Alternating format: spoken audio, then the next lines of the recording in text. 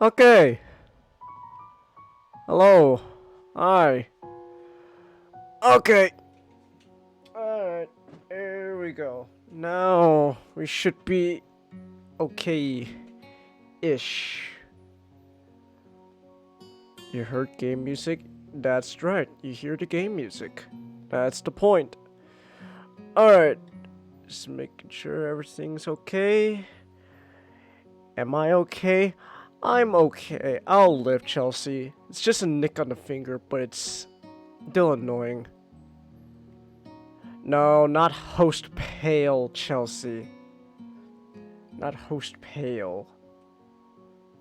Alright. Audio's good? Okay. Alright. Well, real quick then, before anything then, let me just, I want to show off something real quick. I just want to show off something real quick before we continue. So give me un momento. I just want to show you something real quick.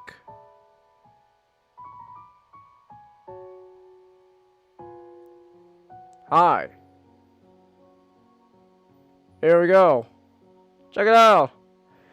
I got a new reactive PNG going on that's not reliant on Discord. Now check it out. Now I can talk. See? My mouth moves. Ba ba ba ba. Ba.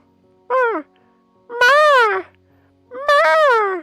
So yeah, I got a little PNG here. Look at that. Every time I talk, like a little shake, does a little shake. Wee. And so yeah, and I got a little angry eyebrows going on too. So there we go.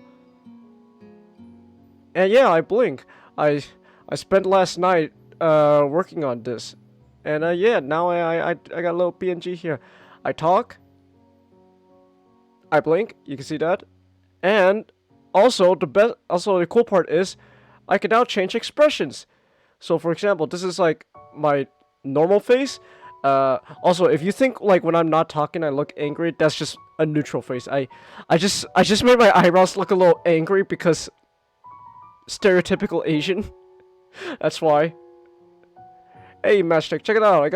I upgraded my little PNG thing here, so I don't have to rely on Discord anymore. Look at that. Every time I talk now, I do a little shake. Woo, woo. That reactive PNG is pretty fresh. Thanks, not. So yeah.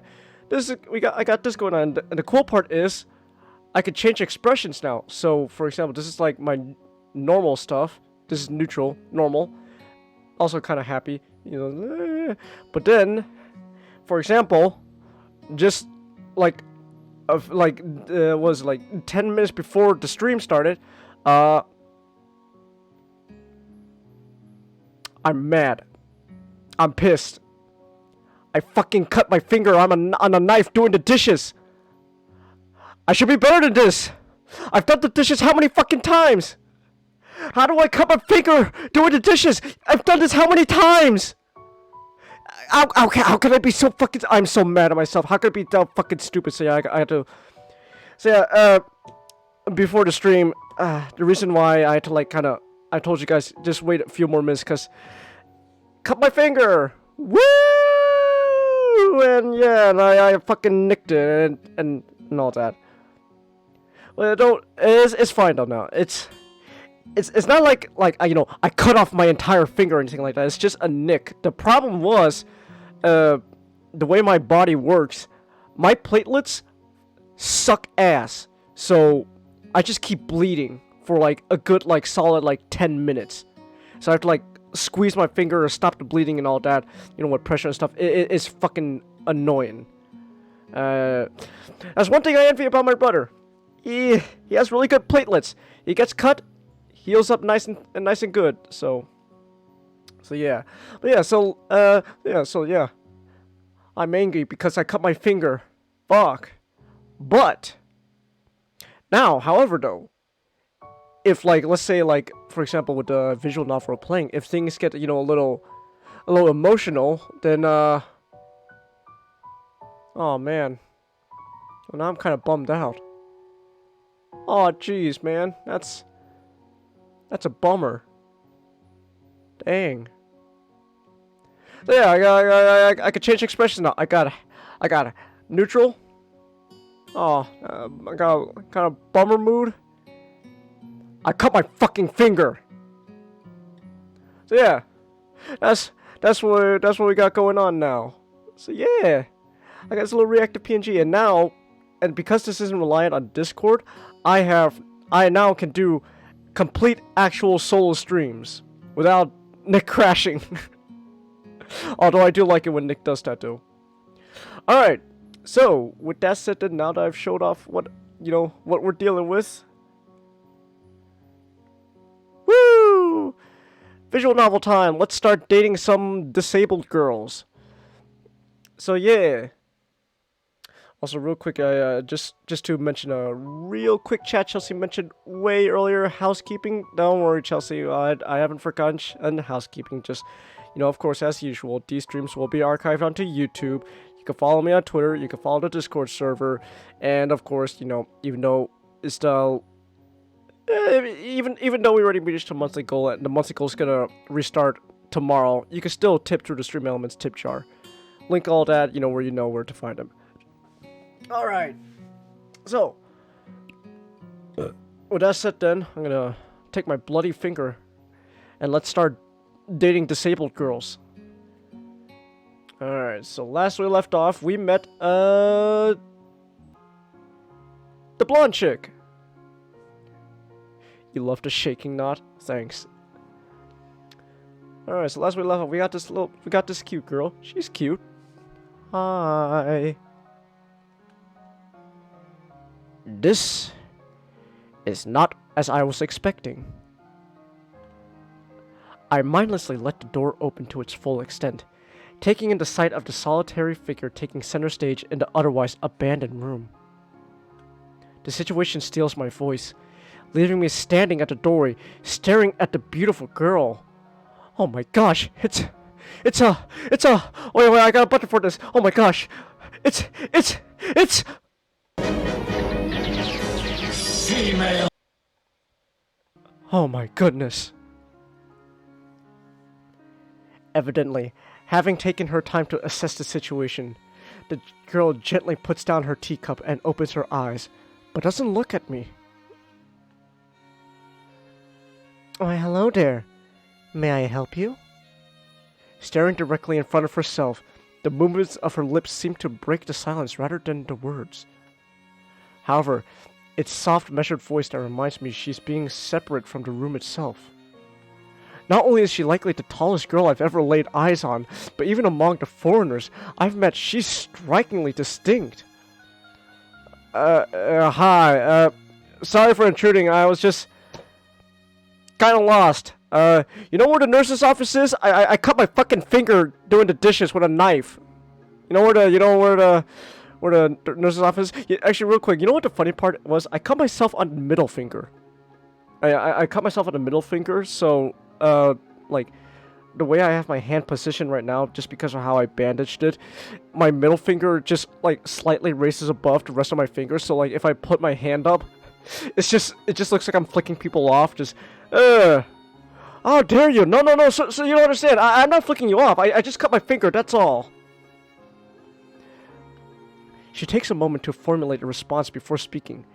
Every action she takes feels as if it's carefully choreographed beforehand. Care to take a seat? Unexpected, considering that I'm intruding upon her. Thanks? I slowly step towards another seat opposite her, the girl resting the teacup and saucer on the wooden table in between. The way she doesn't track my movements with her head is telling. That and the slight cloudiness to her eyes means she must be at least partially blind, like Kenji. Come to think of it, her voice doesn't have any detectable accent either. I guess she must be half Japanese? As I take my seat, her composure takes me slightly off guard. Her air of relaxed confidence makes the silence entirely comfortable. The calming atmosphere is so very different from the student council office. I take it you're a new student to Yamaku? Yeah, I just transferred in yesterday. I get the distinct feeling my speech patterns doesn't match the formality of hers, accentuated by her restrained bow of greeting. one which I hastened to match before realizing the futility of the action. I'm Lily Satao. Pleased to meet you. Hi, Lily. Hisao Nakai. She gives a nod before she gesturing roughly in the direction of her teacup. Would you care for a drink? Sure. As much as it pains me, I can't keep step with her formality in the proceedings. She gives a kind nod, taking the request in stride. Lily is a lovely name, Chelsea. It is a lovely name. Without another word, she steps off the chair and prepares a second cup of tea from a collection of supplies laid out along a shelf. A brush here, a brush there, her left hand often lightly touching the side of whichever container she's pouring into. It seems to be a process she's followed dozens of times before. As I lean sideways to see around her back, she seems to use her long, dainty finger to measure the right amount of water in the cup. It's one thing to see different disabilities the students in class have, but it's quite another to see how everyone seems to adapt. Shizune and Misha have no problem working together to communicate to me, and Lily herself seems to have workarounds for her problems I never thought of before. While I feel slightly guilty about her doing the work, she seems pleased to follow the correct process of the offerer preparing the drink. So? Her soft voice brings me out of my silent observance. Which room were you looking for? It's not often this classroom is visited after school. Oh, look at her. The school library. Some classmates told me it was on this floor. She finishes water pouring into a teacup as she nods. A small metallic tapping coming from the teacup indicated it being stirred. I'm aware of Miss Hakamichi, as are most students. To be with them means you're in class 3-3, no? That's right, in the science room with Muto. She gives a small giggle before setting down on a teaspoon and slowly walking towards the tea table, teacup and saucer in hand. He's quite a character. I imagine you'll come to like him. Most do. As she sets down the tea, I gently take it and have a sip. I'm really more of a coffee person, but this seems like a rather bad moment to bring it up. I am not a coffee person, main character. I do not like coffee. Adorable smile, Chelsea. Yeah, she's cute. Nonetheless, the smells. Oh my god, it says small. The smells quite nice. I hardly think it'd be hard to choke down. Thanks, Satao. It tastes really nice. She smiles and quickly waves her hand in front of her face. Lily, please. There's no need to be formal. She says this in spite of her exceedingly well-bred speech. Oh well. I guess I should try it and ask her about herself, as it really does seem as if she's catering to me. So which class are you from? I mean, it's one of the third-year classes. What a twist. Oh my gosh. Correct.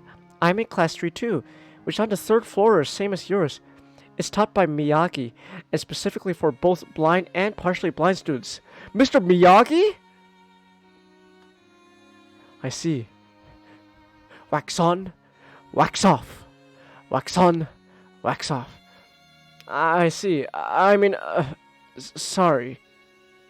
I feel like slapping myself for the faux pas. Looking at her face, though, she doesn't seem in the least bit put off by it.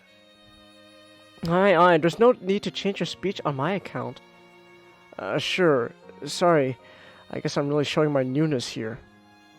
An environment like this would be a big change, so I can't fault you for it. While the same can't be said for everyone, many have come to terms with their conditions. A category which would include her, it seems. All too ready to jump ship for this particular topic, I segue into another. Do you come here to drink tea often? It's a really nice place. Thinking on it, this might be her version of the place behind my school that I like to have lunch at. I come here fairly often during lunch times. My duties as class representative don't leave enough time for an official club, so a friend and I use this room for having tea. Class representative, huh? Compared to Shizune, her mannerisms seem to be almost completely opposite. While Shizune is blunt and fiercely driven, Lily seems relaxed and calm, almost aloof. Come to think of it, she might be useful for a less biased view of the school's club. What kind of clubs are there to join? The popular ones are the track and field club, which uses the field near the school during lunchtimes, the baseball club, and the book club in a room near the library. There are also numerous small ones too, though, such as the art and music clubs. At a time when I'm just wanting to get on my feet, rushing into a club right away seems slightly unappealing. I wonder if the school shares the same rule as my old one. Is it compulsory to join a club? It isn't, though it is encouraged. Oh, good. That's a relief. I really let down my guard around this girl to let such a thing slip out. The fact seems to slightly amuse her. Not wanting my tea to get cold, I finally start drinking it as Lily does the same. As I look over to the window over her shoulder, I notice the light coming into the room has a distinctly orange tint. Even here, time doesn't stand still. Huh. Time's gone quickly. Sorry? Right. She's blind. Of course she can't see the sun setting. It just looks like the sun's starting to set. It seems to come as a surprise for her. I guess she must have lost track of time. Sorry, Hisao. I didn't mean to keep you from the library for so long. I quickly moved to allay her concern. No, it's okay. The library's still open, isn't it? She pauses and takes a moment to think on it. It's probably something I should have asked Shizune when I had the chance, but Lily seems to know in any case. True. It's open until 6:30 during weekdays. A quick glance at my watch confirms I have enough time to get there. Huh. I might get going in that case. It's been nice talking with you, Lily. She smiles and gives a deep nod, her hands still neatly folded on the table in front of her. It was my pleasure. Oh, come to think of it, shall I show you to where the library is? I couldn't possibly ask for more help. I should be able to find it all right. Well, unless my navigational skills fail me. Which they seem to have a habit of doing. It's alright. I was going to be talking to the librarian there in any case. I could introduce you. This gets better and better. It's pretty hard to deny her offer. If you're sure, then that'd be great. Thanks. She stands up to follow me. She takes a hold of a straight, retractable cane that had been slipped in the handle of her bag on the floor. Compared to the cane the boy in my class had, Lily's looks thinner and longer. His must be for support, whereas Lily's is for navigation. She's Daredevil! Oh my gosh, she's Daredevil! Oh. Together, we leave the peaceful room and enter the empty hallway on the way to the library. Side by side, my pace carefully slowed to match hers. We slowly walk towards the hallway. It doesn't take us long for us to arrive at the door to the warm-looking room, apparently situated in the center of the floor rather than the either wing. Ladies first. She gives an appreciative smile at the gesture, taking the lead as we file in. To the left is the wooden library counter, with the library proper being on the right. It easily dwarfs my old school's library, with a distinct smell of old books giving the place an almost old-world air. There doesn't seem to be a lot of students here. Considering the time, it isn't a big surprise. Everyone's either in school or the dorms, you know? Yuko, are you here? She says it to thin air since the library doesn't seem to be present, and of course Lily can't see this. What's unexpected is that it draws a reaction. Something from under the counter thuds against it, followed by a quiet wail. Ah! Wait, hold on. I gotta fix my reaction. Ah!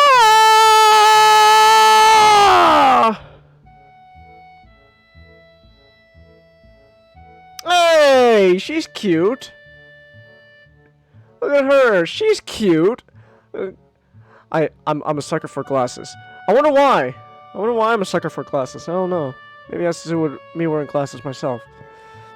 The origin, apparently the librarian, quietly crawls out and bounces up to an extremely rigid attention.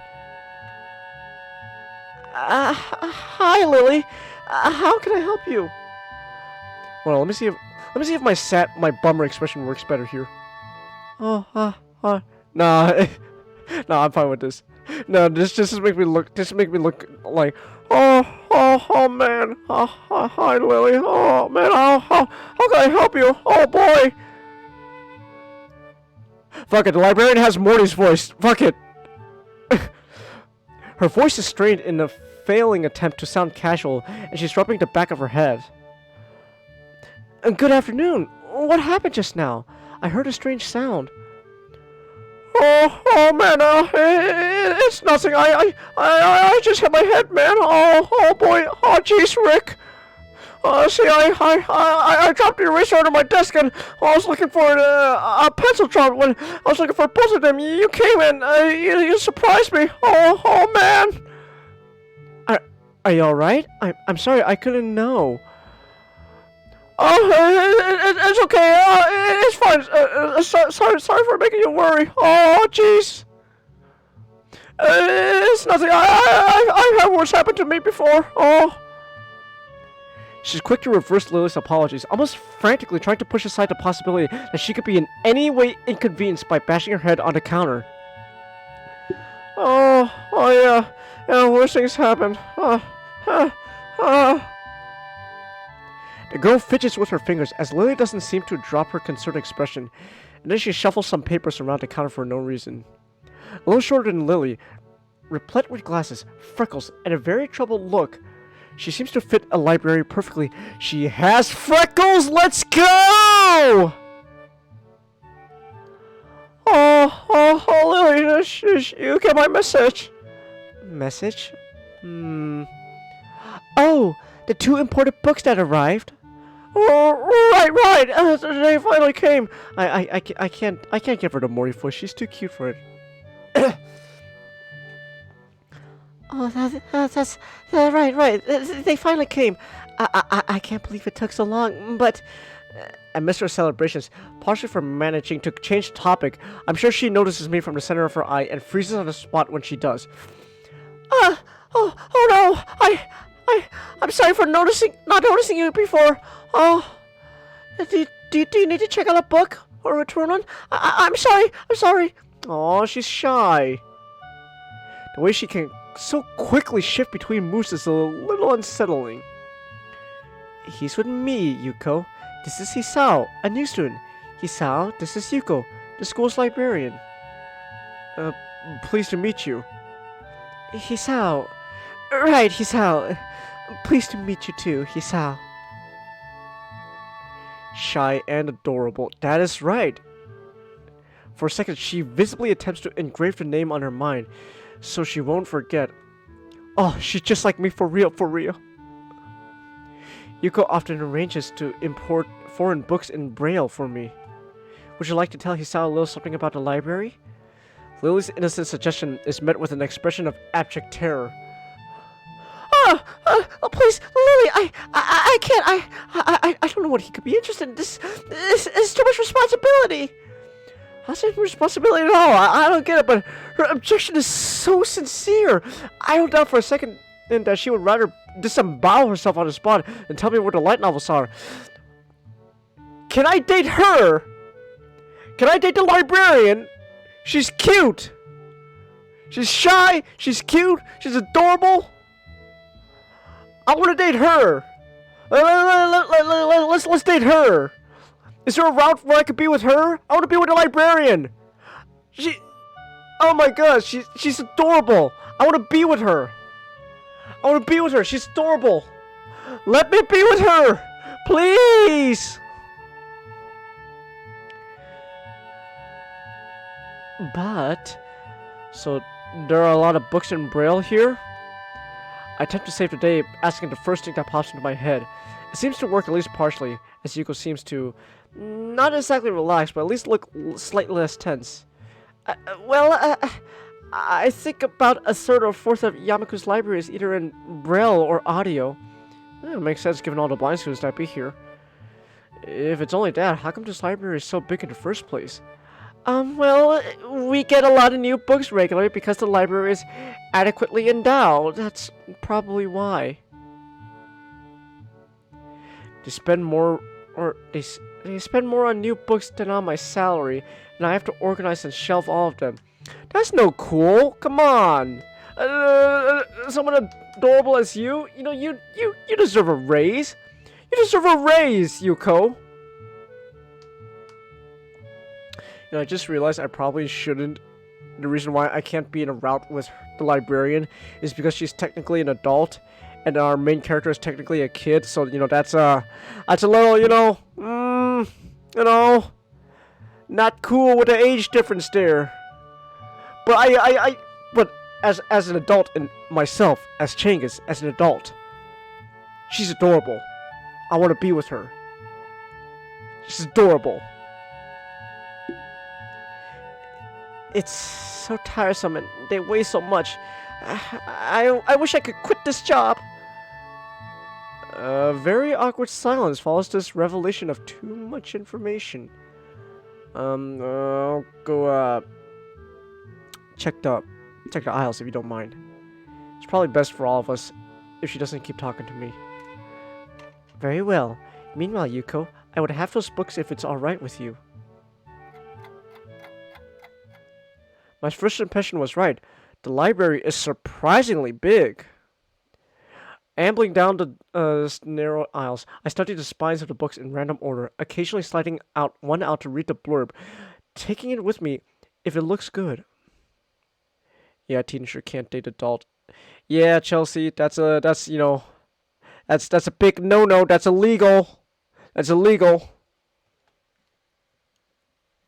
In a few moments, I have a respectable stack of books in my arms. I guess I'll never be stuck for choice in here. The normality of the library sinks in. Sure, there are large print and braille books scattered throughout, but it is what it is. A library. In Japanese culture, freckles are considered an undesirable trait. That's one thing I can never understand, nor do I wish to. I have never heard that before. That is, I don't get that. I think freckles are cute. They're kind of cute. I don't get how they're undesirable. What is is it like considered like a blemish on like the skin? Like, oh my gosh, she's got freckles. Oh, you'll never be with a man. It's like, wow, jeez. Okay. It's as if the calm mood from the room I had tea with Lily and snuck with us in here, unless it was here to begin with. Something about that puts me at ease, just like before. I reach the end of the aisle and find a collection of desks set up for study or personal reading. Going a little further, though, I discover a nice quiet corner at the back. While the rest of the library has the odd student sitting at the desk either reading or stealthily sleeping, the back is pretty much deserted. As I glance around, I see someone I recognize sitting on one of the several beanbags. It's her! It's Two-Face! It's a dark-haired girl from my class! The one who stuck out of the classroom earlier! She's reading a book, keeping it close to her face, which makes her look like she's really into it. From the way she was acting today, I had to peg her as more of a delinquent than a bookworm. In fact, her mysterious disappearance from class raises all sorts of whys in my head. Intrigue floats slowly but surely towards the surface, and before I know it, I'm walking towards the mysterious long-haired girl. I guess there's no harm in introducing myself as I would with anyone else. She's a classmate after all. Ponytails on a girl guys find that hot, Chelsea? Ponytails are pretty cute. I think they're pretty cute.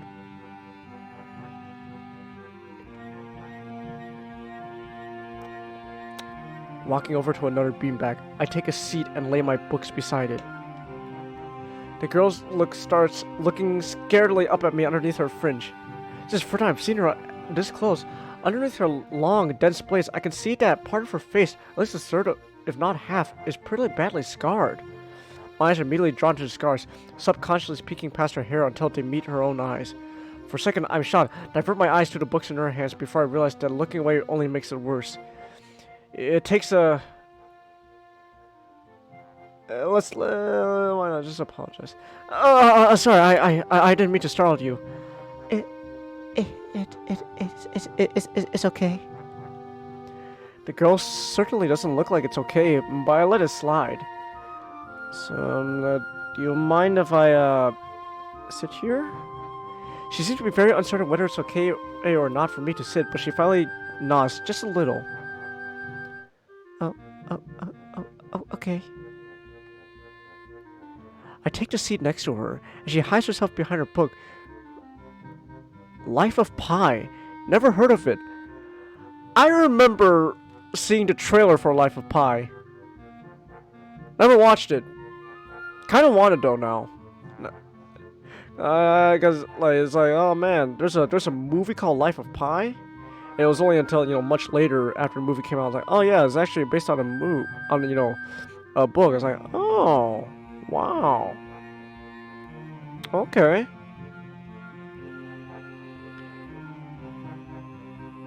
Actually, I wanna know. Let me see. Wait, not. If you're still in chat, was Life of Pi the movie any good? I wanna know. Was that any good?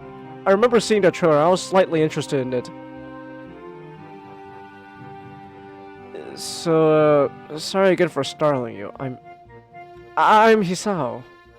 She looks up from her book, stalling a little bit before replying. I know.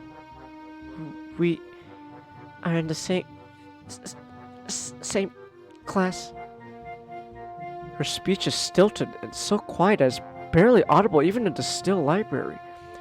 Somehow, I think that my delinquent impression of her was wrong. Oh, you don't say, Hisao! You don't say!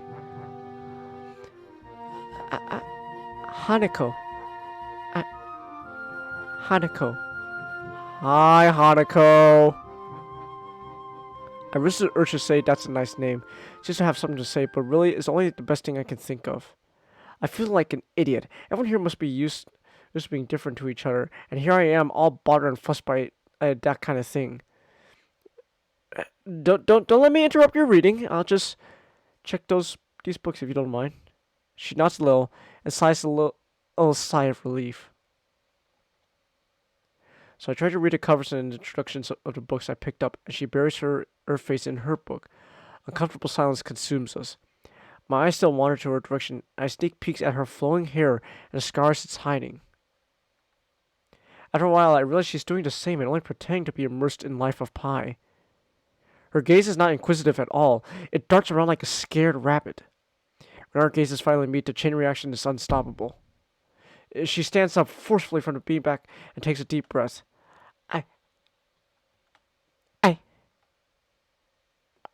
I'm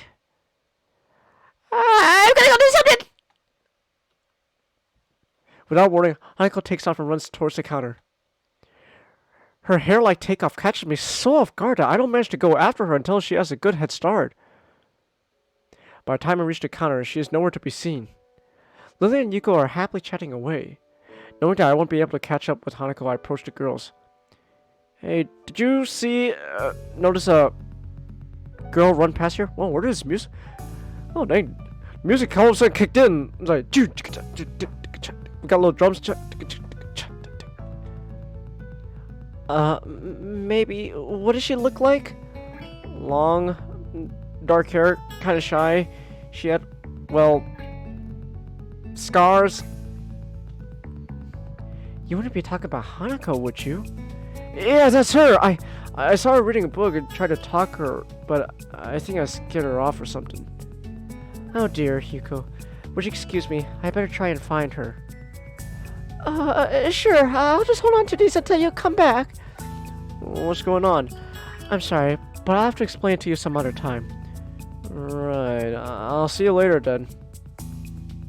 Lily hastily grabs her cane and hurries out to the library, leaving me alone with Yuko. I don't think I'll ever get the hang of this place. Did I do something wrong? What did you do? Nothing. I was just looking for some books, and then she got this fit and ran off. The most offending thing I could think of was I might have looked her general direction a few times. Well, she is a very timid girl. You have to be very careful around her. She can be very jumpy, I think. She's not accustomed to talking with other people. Isn't that a bit strange? I wonder.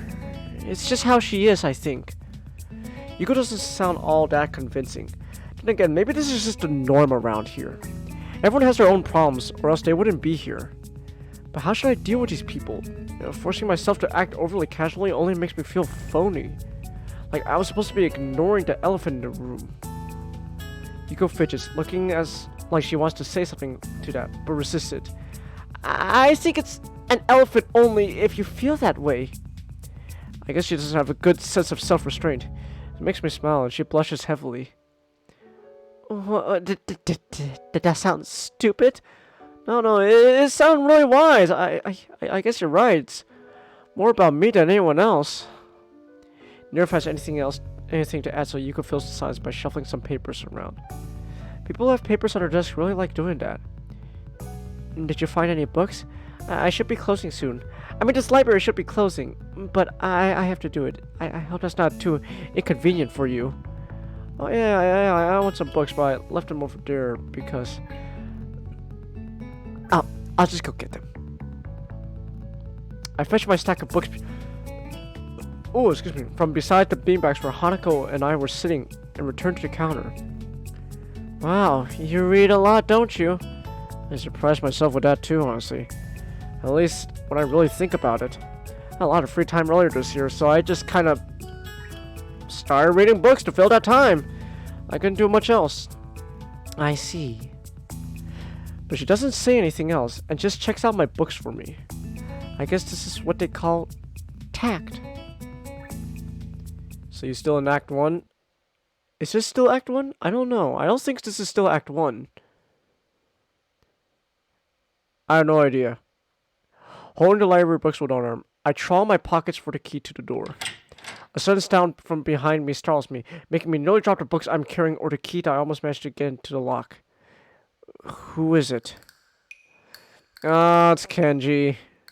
He seems to be in a friendly mood, although the light glinting off his glasses in the dark gives him a sinister look. It's just me. It makes him pause and lick his lips nervously. Who is me? I don't know anyone called me. Are you some new guy again? His voice is suddenly strained and quick. Yes, but we've met before. Yesterday. I don't think so. I would remember someone who I only met yesterday. When was that? What day is it today? I tried to ignore him. Is he joking or what? Prove that we've met before. You live across the hall. You're Kenji. Kenji jumps back, his eyes filled with uncomprehending fear. How do you know my name? Damn, this is gonna mean one of two things. Either we have met, or until you took two, and I just can't remember it, or you are a spy. A psychic spy. His eyes start around me, trying to peek into my room, although it's hard to believe he can see anything through those thick glasses. His mood swings from friendly to manic in less than a minute. I'm not psychic. How do I know that? I'm not a mind reader. Kenji points a finger at my face demeaningly. Unlike you! Stop that, man. We met yesterday. What is wrong with you? I live in this room. Lies. If you think you can pass as Hisao because I am legally blind, you are sorely mistaken. You don't even look like him. I mean, the resemblance is real slim. Maybe at a distance, but who do you think you are? Kidding. I want to grab him by the shoulders and shake him. Exasperated, I rub my eyes and let out a heavy sigh. Stay there. Kenji comes closer. Hey, careful, man. Yo, man, I'm warning you. Hey, step away, man. I'll tell you. If you touch my patience, I will hit you. Oh, wait, I see it now. Damn, it really is you. Sighing again, then once again for good measure, I step backwards just in case. What's up, man? You don't look too good. I think. Something wrong? I don't know. Just had something stupid happen to me. A few stupid things occasionally. Actually, even if you discount this one. I can't get a proper touch on other people, and I have no idea if it's because of me or because of them. I've heard a ton of critical praise, but I've not watched the film on principle because that was the film Angeli Jabron American SFX artists by saying how good it was to outsource effects labor for cheap and encourage others to do so. I see. Wow. Okay. I don't know why I'm telling this to Kenji. It's not like we've had any contact either. That's rough, buddy. Yeah, I'm sure. Sorry about, calling you a psychic spy and all, but you can never be too careful. It's hard reality we live in. I'm starting to think that Kenji isn't necessarily living in the same reality as the rest of us. You see, this is how it is. The world, there is no justice. You see, even when I lose, I win. Because I don't lose the lesson. What does that even mean? It doesn't matter. He dismisses it flatly with a wave of his hand. So what happened? Why the long face? Do you have a long face? It's nothing. I just scared some girl off accidentally. Literally, too. She actually ran away from me. That's my fault, really, I think.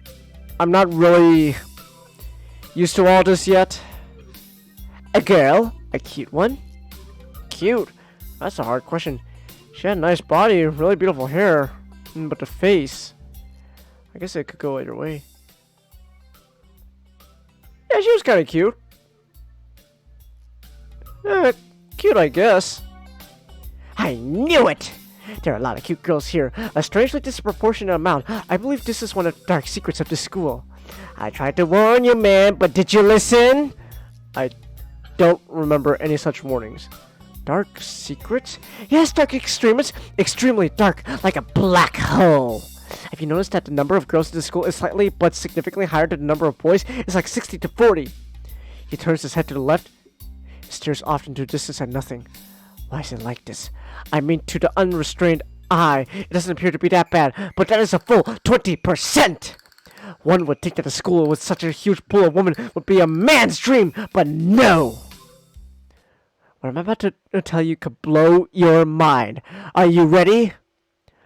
I don't know where this is going, but I think I wouldn't be missing about much by cutting out now. No, I'm not ready. I only get as far as turning the doorknobs before Kenji starts talking again, slowly, that he doesn't really care, showing he doesn't really care if my mind is blown or not. I believe that the school is a battleground, the site of a feminist infiltration. Oh my goodness, Kenji. Oh my gosh, those feminists. How dare they? Oh my goodness. Oh, there's only one way to describe this situation. The school is being invaded by female. Oh my gosh. Kenji, run! Shockwave was trying to warn us! You gotta get out of here! The disparity in the number of men to women is a clear sign of how far they would have come. In case this Cold War turns hot, they will have superiority in numbers. Just another skirmish in the eternal war against the forces of the feminists. They're everywhere. In Japan, women outnumber men. It's not 60-40 split, but it's only a matter of time, man. Even in America, women are the majority by a hair. They're building up by their numbers. In the past, the build of the military has always been the clearest sign of imminent war. Hold on, let me actually fucking look this up real quick. Let me pull out my phone. Let me actually look this up. I'm looking this up now. What is the actual proportions of male to female in America? Let's see. Ratio America. 98 males per 100 females. Oh. Dang, Kenji, you were right. Okay, let's look up Japan then. Japan. 95.38 males per 100 females. Oh man, Japan's not doing so hot when it comes to the male ratio. Oh no, they're falling behind. Even in America, women are... Oh wait, we already read that. Japan is just the first step. Our economy is badass, and the country itself is small and isolated, yet a huge part of Pacific in terms of political value. The perfect target. They are so cunning, as expected of woman. Whoa, Kenji, what you got against woman, buddy? Soon, the day will come when... Kenji's voice trails off ominously. That's why you can't trust them, man. They will string you along and they will kill you. And just as they've killed me, you will end up just like me. Oh, hell no. Natsu Shinzo Abe looks down and weeps. I can't stop myself from blurting it out. Hey, what the hell does that mean? You said it, not me. It's best I can think of. So? You're not supposed to say something like that. Damn, so rude. Where was I? Oh yeah, vast feminist conspiracy. Stop it, stop. I lost you way back. Was there somewhere around feminist infiltration. Too hard to follow? It's cool. I have some graphs and stuff in my room. He has fucking graphs. And puppets. You like puppets? No puppets. You like puppets? Okay. Graphs are still cool though, right? He speaks energetically, responding almost before I'm done talking, moving his hands in an animated way as he continues to rant on. This is too strange. I'm pegged as a relatively normal, but it's clear that I was wrong. Something on your mind, dude? Just thinking about what it's like to be the last sane man in an insane world. Kenji frowns, looking deeply upset. You mean that's you? That can't be, because I'm the last sane man in an insane world. That's my dream, and you can't just steal a man's dream! What the hell? There can't be two last sane men. It would validate the whole last part, and that part is kind of important. There can only be one. Like in a foreign movie where there can only be one, and at the end there's only one dude left because that was the point. You mean Highlander? Oh, hey, Ninjato. Shut up, Kenji. I heard you talk for 5 minutes. I want you dead now. Oh, sorry, Ninjato. He's here to stick, from what I understand. I have never seen anyone talk so heatedly and so defensively about absolutely nothing before. Anyway, if you wait here, I can get my graphs. I have also a list of other dark and complex conspiracy that this school holds, as tangled as... quick, finish my analogy for me. Be a pal. I'm going to bed now. It's extremely late. That doesn't sound like an apology, but whatever. I like you. You seem like a cool dude. Most people don't understand what I'm talking about when I try to explain the vast feminist conspiracy to them. And denial is a terrible, strange thing. Later. Oh man. I didn't know Kenji was a student of Hustleversity, where he pays $50 a month to Andrew Tate to be in a fucking Discord server. I don't know if I can fully digest what just happened, so I give up. Just go to my room, kicking off my shoes before falling face first into bed. Oh, real quick, Ninja, check it out. I upgraded my PNG now, so I'm no longer reliant on Discord, and now I can change my expressions. Look, this is like normal face, and then, jeez, I'm kind of bummed out now. Damn, that sucks. And then you saw a bit there. I'm mad.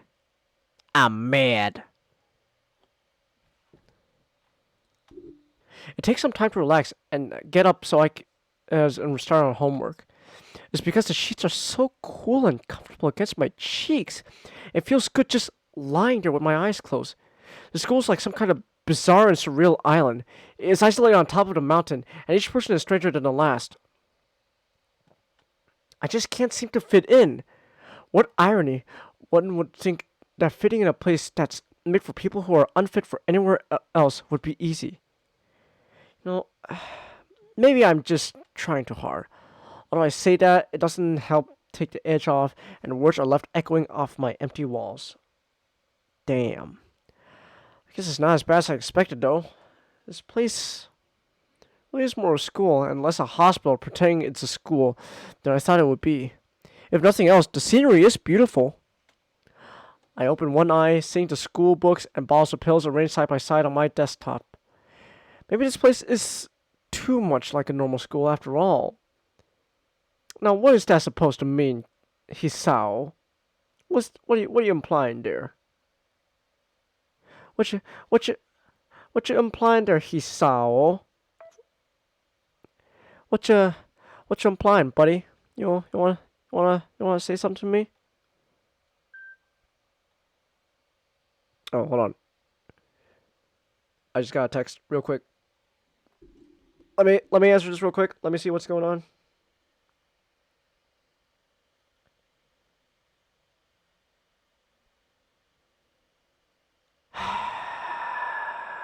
Okay.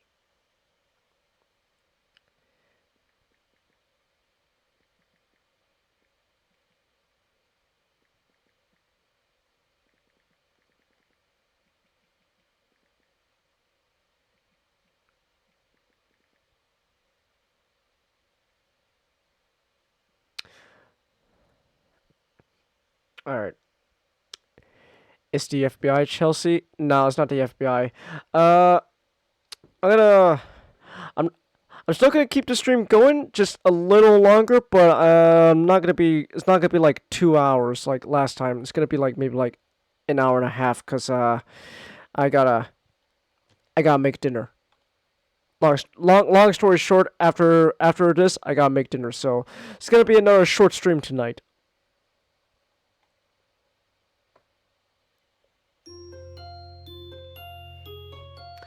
Woo! Katawa Shoujo!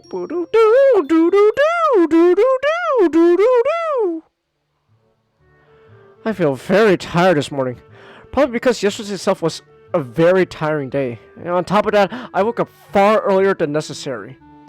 After saying hi to Shizune and Misha, I started doing the work as instructed from the board. It really looks like today is going to be heavy. I don't have a problem with that now, so Shizune and Misha might jump on me trying to get an answer about whether or not I've decided to join the student council, even if it's just one day. I'm gonna pass them a try, and I'll have an answer for them if they do.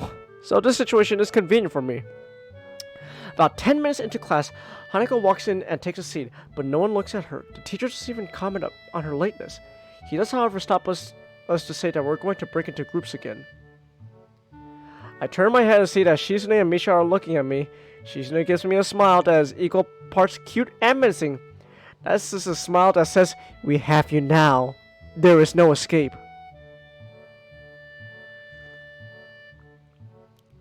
Every time that transition happens, that means you finish a chapter. Ah. Wait, so how many chapters are in each act then, Matchstick?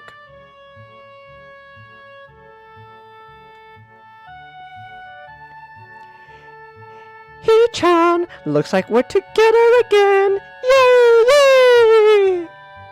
Oh gosh, she's getting closer! Oh gosh! Hey, man! Hey! Stay away from me! I don't like being pressured! Misha leans sideways while Shizune pushes her desk closer to mine. There really is no escape now, unless I jump through the window. Oh gosh! Oh no! Varies by girl. Now it says Kenji is the type of who can see the strings, but his only explanation for that is something ridiculous like Ronald McDonald's the head of the fourth estate and the Chicken McNuggets are the tool of the world domination.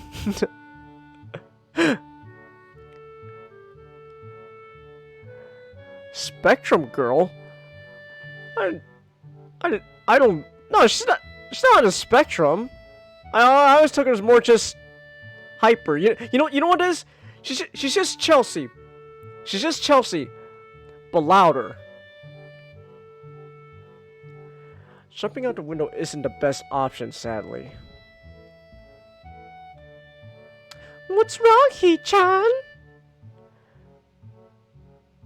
Oh, Hee-chan, have you been thinking about what you said yesterday? You said that you would think about joining the student council, didn't you? It's okay, Hee-chan. We were talking about it after you left, and it would be rude to expect you to already have an answer for us this early, right? I'm so happy you two are able to have a laugh at my expense, and even more pleased to know that you both know how crazy the two of you can be. Now it is over, Shizune snaps back into serious mode and smacks today's assignment with the back of her hand in an overly dramatic, important way. So it's like, do your work. When I actually look at the stuff, it's mostly just reading. In fact, there are only 2 problems. I almost wanted to say something about how her rush to get started seems a bit much, considering the small amount of work. In fact, Shizune probably knows how little there is and simply doesn't care. Yet it seems like the workload doesn't matter to her as much as the fact that there is work. The actual amount is unimportant. She approaches everything with the same level of ambition. You can be louder if you want, Chelsea. No, it's fine. It's fine, Chelsea. Don't worry. While I'm reading, I let my eyes wander around the room and catch Hanako trying her hand at solving the problem. It looks like she's working alone. I can remember seeing her working with other people before. Thinking back to how shy she is, it's understandable. Hey, is that girl over there? Huh. Oh, Hee-chan? Who Hee-chan? Her, Hanako, over there. Does she always work alone? I think so, Hee-chan. Did you feel sorry for her because she's alone? I was just thinking that maybe she could work with us or something. No, I don't think that would be a good idea, Hee-chan. Why not? Shin-chan wouldn't get along with her. Why? Misha shuffles around the question, letting out a laugh that seems very strange. It's nervous, but still has a littling up and down quality present in everything she says.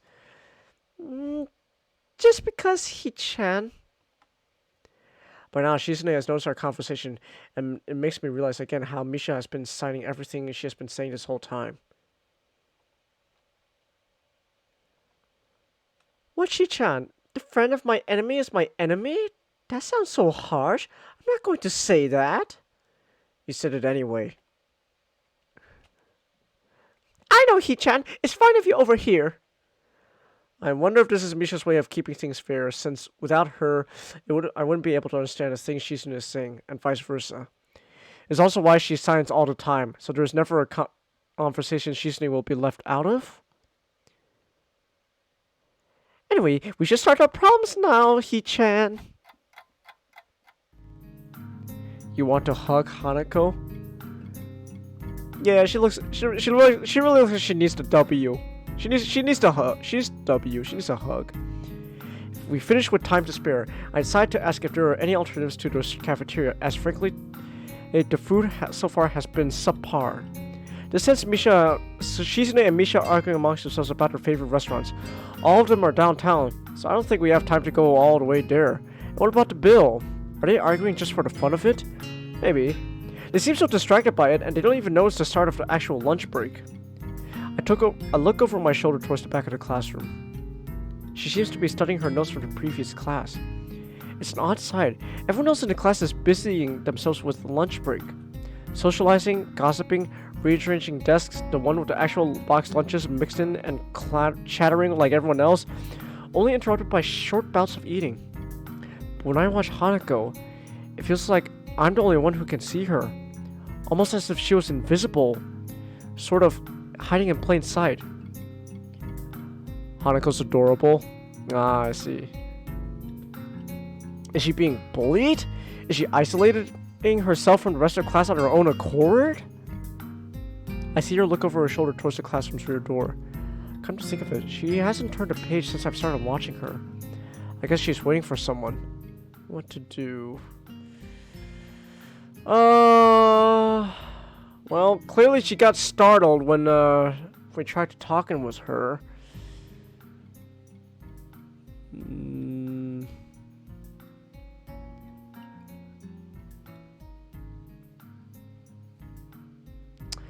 I say let's play it safe for now. Let's just keep reading our book and let's see what happens. Let's see what happens with Hanako.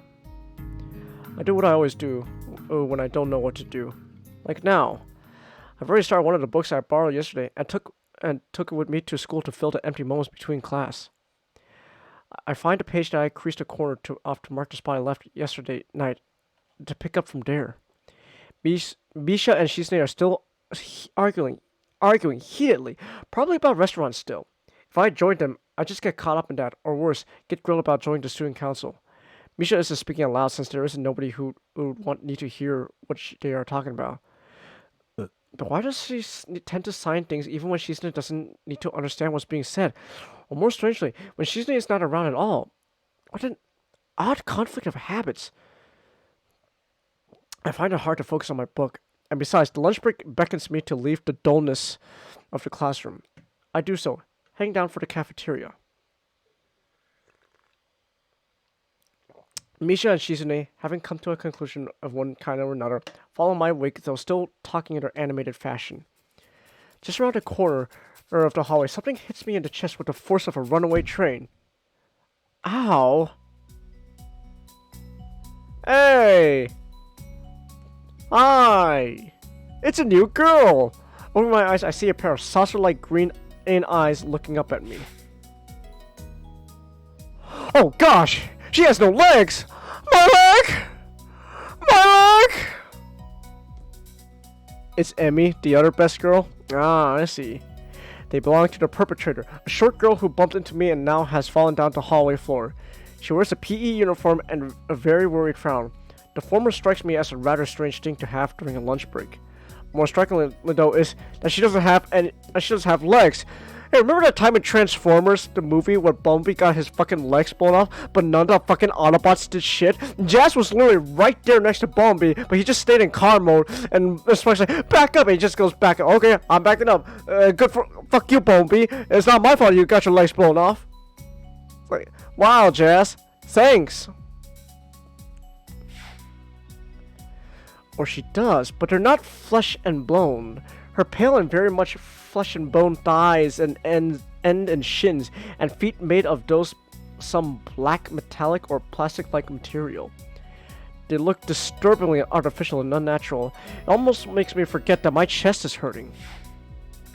Also, not gonna lie, it's really easy to get her route, which isn't a problem since it's always probably the best route.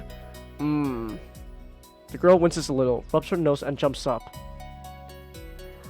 Oh man, hey, you're alright? I'm really sorry about that, really. I was looking where I was going and you just came out of nowhere. Sorry. She's looking really apologetic in her puppy way of looking apologetic. I quickly forget about being angry or anything since her puppies are my weak spot. Did you just compare her to a dog, Hisao? Hisao, there's better comparisons. Come on, man. It's okay. Don't worry about it. Ouch. I say that, but there's a stinging pain growing in my chest, and I'll that this is about the biggest possible danger for my condition. Don't overexert yourself, don't forget your medication, and most of all, don't get hit in the chest. I trapped my solar plexus to chase the pain away, holding my breath in an attempt to hear my heartbeat.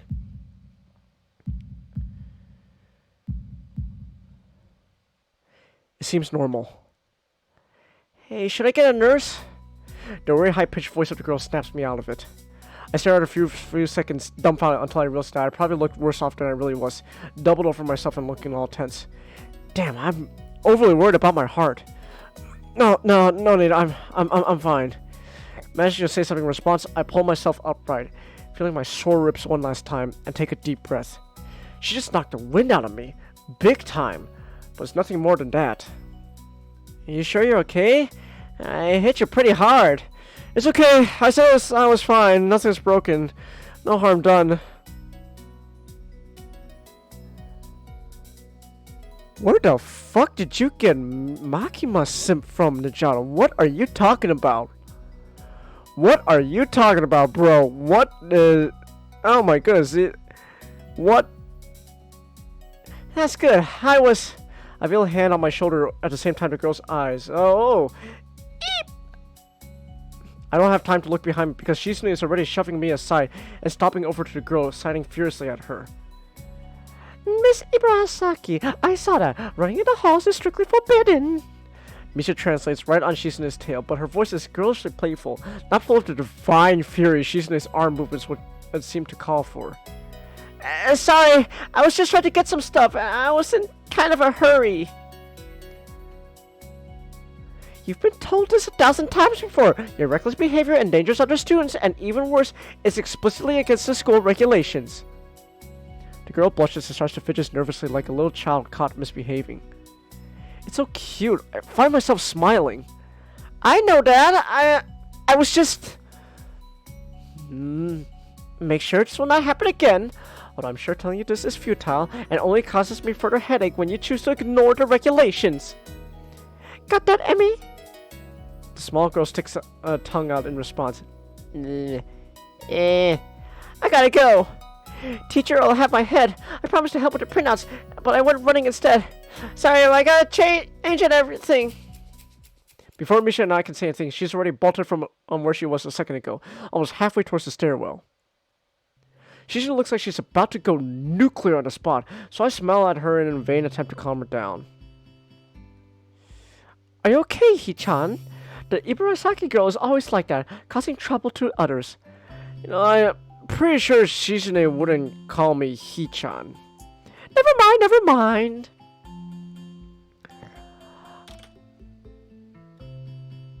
Yeah, anyways, it's okay. Just got the wind knocked out of me. That's great, Hee-chan. I wouldn't call that great, but I let it slide this one time. We have to run now. This is an important student council meeting regarding the festival, and we finally decided where to eat. Too bad you can't join, but this lunch meeting is only for council members. We can take you there some other time. Oh, but that'd be like a date, wouldn't it? Oh! The girls leave for downstairs. I did manage to get far from the third floor hallway before all this commotion struck. Literally, I should get going as well. The lunch and the afternoon class passed uneventfully. I read most of the book. I had started yesterday, and I eat some of the most inedible offerings of the cafeteria. The class is tiresome. The teacher seems like an okay person despite the weird first impression I got, and the material is relatively interesting. However, the way he teaches is really bizarre. It's not as he expects that everyone is a natural genius. When the final bell sounds, I realize that there is still a lot of time left in the day, and I'm left wondering what to do. It's odd. At the hospital, I had 24 hours a day free time, but here, filling to considerably shorter hours feels difficult. Everyone else leaves, and I'm left alone with the teacher. Muto is examining the assignment sheets we were working on earlier, marking them with a red ball pen. Raising his eyes from his papers briefly, he noticed me and furrows his brow. I jump at him addressing me, but I guess it's natural to spark some conversation since there's nobody else around. Nothing, just thinking about what I do after school. He just slowly puts a cap on his pen he's holding and arranges his papers into a stack, clacking it against the deck twice. It seems very methodical. For a brief moment, I'm reminded of Shizune, but the teacher is more unhurried and relaxed, and much more routine. You got no plans? No? I consider joining a club, but I don't know what kind of club would interest me. Go observe a meeting with someone else's club. Might pique your interest. I guess. But I don't know how to continue from there. Muto looks at me the way that makes me quickly want to take the words back to avoid a conversation. But I can't, so I have to forge ahead. I just don't know how to deal with people. I mean the other students. I'm talking to people and everything, so it's not like that I'd be isolated or anything. I just don't know what to think about the disabilities. It's like, it feels that I'm being impolite if I pay attention to them, and it's weird to ignore them. Damn if I do, damn if I don't. Just scratches his cheek absentmindedly, looking very unresponsive. These things are only an issue if you make them one. You can talk normally with someone even if they are blind or something. Try to look behind the superficial. There's not a single student here who isn't just a normal kid behind whatever they might seem at first glance. He says the same thing as Yuko did. I know they're right, but it's hard. How can you not consider, for example, Shizune's deafness, and would only want to communicate with her as talk through Misha or Hanako? It's not like you can ignore her face. But I'm right by the door of the classroom started slamming open. Teacher! Oh, Misha, yeah. What's going on? Her aunt straight and an enthusiastic greeting, her voice loud and lively enough to wake from the dead of graves. She starts towards the teacher's desk with her bouncy step, hands energetically swinging in with a rhythm. Muto visibly dismayed by the interruption, and Misha in general slumps in his chair. Mikado. Misha stops in her tracks, looks around cluelessly, as if she's sensing from his tone that something's wrong, but has no idea what. Yes? We've talked about the volume control before. Yes? But she doesn't lower her voice at all, and the teacher just rubs his eyes. So what is it? I we need help. We are running out of supplies for the festival stands. This is a distress. He looks like a hungover David Tennant. Let me see. Actually, does he? A little bit. Oh, someone's tagging me. Oh, never mind. Okay. So, get more supplies from the art room. What's the problem with that? Plywood! Plywood is always the problem! Last time we wanted more, there was only a little. But that time we just took it all and what with... that. Now there's none left there. So do you know where there is some? I don't understand. How would I know? President thought a teacher would know if there was some plywood. Was she wrong? Muto looks like he's in great pain, frowning his entire essence. And Misha doesn't get it all. Misha, looking at the two of them communicate is terrible. Like looking at the man being tortured by drilling his skull open while blasting pop music at full volume at the same time. Ah, you know, I guess she is kind of a bit on the spectrum then. I'm afraid I have no idea if there's any plywood in the school, let alone where it would be if there was any. Aww, what should I do? Perhaps try to find Mr. Nomiya. I'm quite sure he would know where to find everything you would need. You have to pry him from his cold, dead hands, but that's a different matter. I don't have time. We are so busy. She holds her head with both of her hands, as looking as despairing as is possible for a person like her. Without even noticing, she crumples the note she's holding against her hair. I shouldn't even be fetching these things. There's so much to do, and we are falling behind the schedule. Muto looks at her gravely and then suddenly smiles. Smile doesn't really fit his face, but I think it'd be better if you didn't. I wonder if you get some temporary help. He switches to staring at me, focusing with a hard expression, as trying to say, go make some friends. I guess I can give you a hand. You can? Thanks, Hichan, you really are nice. She pauses, does a double take, and points at me with her finger and yelping, ah! And very puzzled, looking very puzzled. Come to think of it, what's Hichan doing here? Class is over. You should be having fun. We just had a little chat. Oh no, it's not detention, is it? Are you in trouble, Hichan? No, I'm not. Is Hichan in trouble, teacher? No, it's not. Muto sighs deeply, and I feel that I have to help Misha to get her off the teacher's back. Oh, so what do you need? Here's a list. I can try to find a plywood from somewhere if there's none in the art room.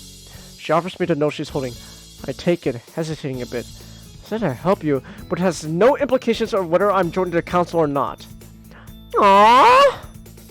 Still, thanks, Hichan. Try to be quick. We're in the stall building streak now. We must hurry, hurry, hurry! Bye! She bounces out of the classroom, leaving me and the teacher looking at each other with something that feels like a silent agreement. Well, there you have it, Nakai. You have something to do now. Please don't sound so smug. Looking at the list with a number of items ranging from paint to plywood, all written with small, neat handwriting that is undoubtedly Shizune's Hibasai. Okay, I'm gonna go now. Yeah, you do that, man. You do that. Yeah. Waving a long list imply at the teacher, I exit to the hallway. The classrooms closest to ours are designated belonging to classes 3-1, 3-2 on the right side, and 3-4 on the left side, each door looking exactly the same. Further down the corridor, still with identical doors, are rooms that I didn't think were used for classes. I guess the art room is not a classroom as such. I carefully push open the furthest door and peek in. It's a classroom, but seems rather badly kept or not in use. Am I in the right place? Desks and chairs are all around the room, a thin layer of dust settled on them. There are some easels in the corner, so at least this looks like the right place. The room is flushed in sunlight from the big windows, and shadows creeping all over the desks. Ugh. Hold on. I feel like there's something in my mouth. Hold on, give me a second. Hold on, I'm gonna mute myself since this might sound disgusting.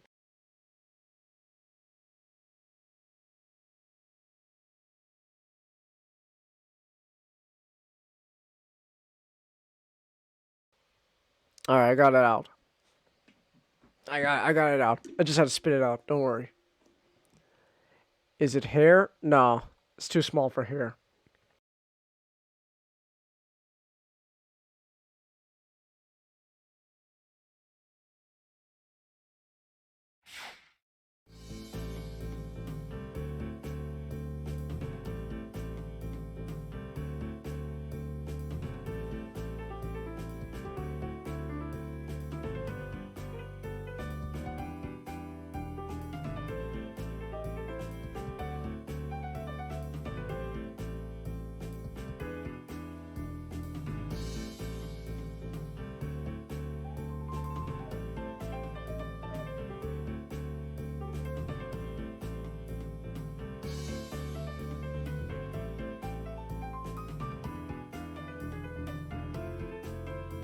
Ah, damn it! I was muted! I thought I unmuted myself! Damn it!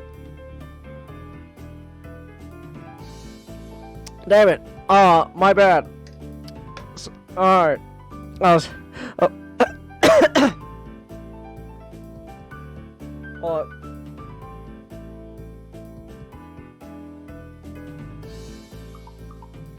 on. Oh, gosh. I thought I got it on my mouth, but no, it was still there. Your mic is muted. That was my fault. I'm not muted anymore. I was saying initially like, oh my gosh, she's got alarms. But you know. All right. Oh, you know what it is? I'm pressing the space bar to continue, but then when I press space, I accidentally mute myself. My bad.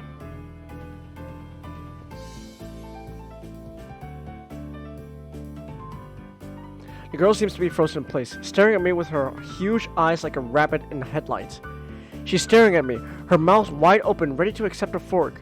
I'm staring at her, my mouth wide open. Suddenly remember, I didn't finish my sentence and trying to think of what I could. This weird stalemate keeps us both stunned into silence, punctuated only by the wall clocking ticking rhythmically. Hello? The girl stuffs a forkful in her mouth and is now staring at me expectantly while chewing. This is a bit awkward. Hello. I was told to pick up some supplies here from some festival stalls, I think. I didn't think there would be anyone here. And there isn't. That's why I came here too. She picks up another forkful. Doesn't that mean you're here then? She raises her eyebrow as if she was suspecting my observation was false. You're pretty observant. I guess it does. But who are you? The girl is pretty straightforward, isn't she? I'm Nakai. Isao Nakai. I just transferred in. I'm Rin. Tezuka Rin. Rin Tezuka. I won't shake hands with you, but at least we know who we are now. That's very nice. Her deadpan manner of talking makes it hard to determine whether she's joking about shaking hands or not. Oh, she's more of a deadpan kind of guy. Her boobs are big. They seem average. Well, I'm trying to figure out what's appropriate and whether this girl is. She seems to have lost interest in me and is now gazing yearningly back at her food. Can I continue my lunch? If you don't mind me, I won't mind you. If you need to get your stuff, the supplies are at the back. Go ahead, but lunch? School's already over for the day. What word would you use then? There's no word for a meal you eat after lunch but before dinner, right? I don't know. You know what? I've been thinking the same thing. Like, what do you call it? Is it like dinner? Is it dinner? But Chengiz, this is Japan. To them, she has a massive BS. Ah. I don't think you're supposed to eat a meal between lunch and dinner to begin with. Fuck you, Hisao! That's what I do! I eat my meals between lunch and dinner because I always wake up late. Screw you, Hisao! Stop calling me out and leave me alone! I'll fucking eat as many meals as I want between lunch and dinner if I want! Don't you call me out, you bastard! Don't you call me out! Eating meals between lunch and dinner should be normalized. That's normal. It's normal. It's normal to me. I stand by that. I stand by that. It's normal to me. But I'm hungry now. My delicious boxed lunch would go to waste otherwise. I understand, Rin. See, Rin. See, already, Rin. We're already spirit animals already. We connect already because I completely agree with you. I agree with you. I have curry. It's very delicious. Ooh, sounds delicious. With much decisiveness, Rin once again picks up the fork between her toes, and with at least as much impoliteness, she points it straight at me. So, Nakai, what brings you to this place? Like I said, I was told to look for these things. Not to school. From the outside, you look fine. Is your problem inside? I come to a full stop, opening my mouth but not getting a word out. I can guess. I'm good at guessing, better than most people. Rin cuts me off before I answer her question, or skirt around it somehow. I don't know which I would have done. I froze in front of this issue again. I haven't even told anyone here about my condition, or maybe it's because it hasn't really come up. I do get a feeling that I'm not making issues of this as part of a big of the social code here, as the teacher said. I wonder if people could relate. Probably not better than any normal person could. I can't relate to Shizune's circumstances either, or Lily's either. Naturally, while I go through this with my head, Rin keeps considering what my condition could be with an overly contemplative look on her face. She puts her fork between her lips, leans back, looking at the ceiling as if the answer was written up there. A beam of light illuminates her face from the window side, creating a mask of dark shadow on the other side. I don't think it's anything in your head, and something in your guts would be boringly ordinary, like this lunch of mine, and less delicious. The problem must be in your pants! What are you saying? Hey, what are you laughing at? Don't you laugh at it! Don't you laugh at it! This messed up Sherlock Holmes kind of statement and the sheer lack of tact it was delivered with catches me completely off guard. I think I might have reeled back even physically as Rin's eyes widen in revelation and astonishment. Sorry, I was right. There is something wrong with your tackle, isn't there? Still partially in shock, but recognizing the need to reply something, I spit out the first thing I can think of. No, it's not like that. I have a heart problem. I have a heart problem, arrhythmia. It's not small, damn it. I didn't say it was small. Shit! I said it, more like blurted out, but I said it. The girl in front of me purses her lips together and glowers at me, looking very disappointed. How boring. Trouble in the pants would have been much more scandalous. What is this reaction? I'm sorry to let you down.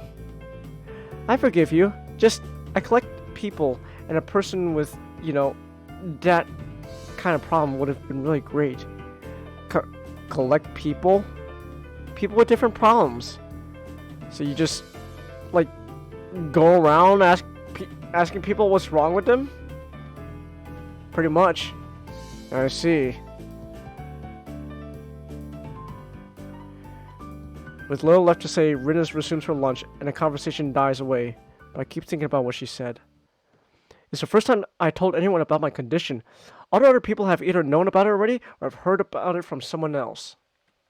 Or didn't know about it, like every other student here so far. Should I have told it was a natural part of introductions? Is it expected of me? Hi, I'm Hisao. I have a very serious heart condition. I'm going to fucking die. Is that how I'm supposed to go about introducing myself from now on? As if our disabilities would define us? What a disgusting thought. Maybe this Tezuka girl just has an unnatural interest in such things. Alright. What time is it? It's past 5. Okay. It's past 5. Alright. Let me real quick save our data. Yeah, overwrite. Continue. Let me save again, just because I'm paranoid about this. Okay. So. Done. Alright. So, as we went about an hour and a half, and I said I would try to make this a little shorter, about 7 minutes beyond how much I wanted to go, since I gotta start cooking dinner now. All right. But yeah. So now, but yeah, that was yeah, Chelsea. That was fun. I did like it. Just notice I'm a little big actually. Let me actually adjust my avatar here real quick. I'm a little bigger than I want to be. Let me do something real quick. Let me try cropping this a bit. Let me try cropping this. Hold on, I'm trying to crop this a bit better. Okay. Hold on. Let me shrink you down a bit.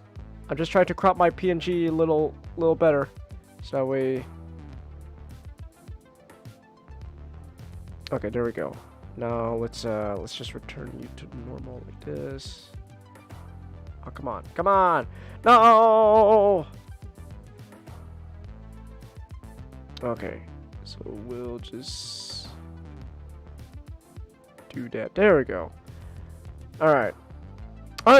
So, so yeah, so we're gonna be pretty much calling the stream here.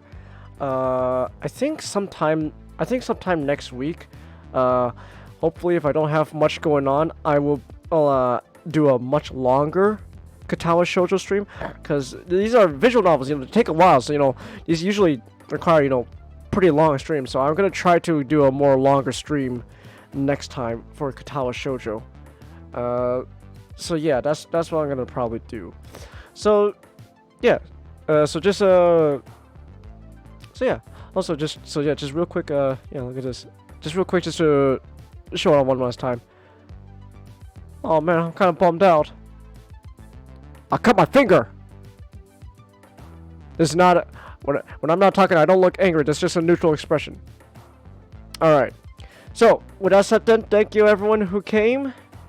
And yeah, and we will see you guys tomorrow for what's our schedule? The lunch break. There we go. So tomorrow's the lunch break with Nick. So yeah, look forward to that. All right. So with that said, then I'll see you guys later. So until then, good night. Good night.